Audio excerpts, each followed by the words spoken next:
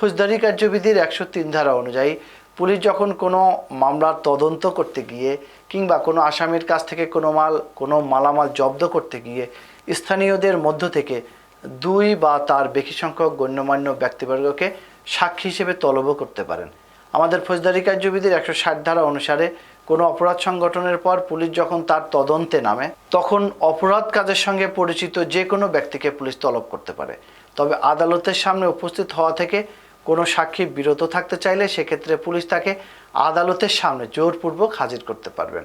সাক্ষীকে সরকারি কৌশলী বা পিপি অফিসে হাজির করতে হয়। সেখানে কর্মরত কর্মকর্তা বা কর্মচারীরা সাক্ষীকে সংশ্লিষ্ট পিপির মাধ্যমে সংশ্লিষ্ট আদালতে হাজির করে সাক্ষ্য দেওয়ার ব্যবস্থা করে থাকেন।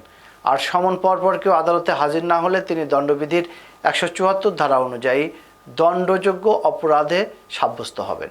এই ক্ষেত্রে সমন অমান্য করা ব্যক্তি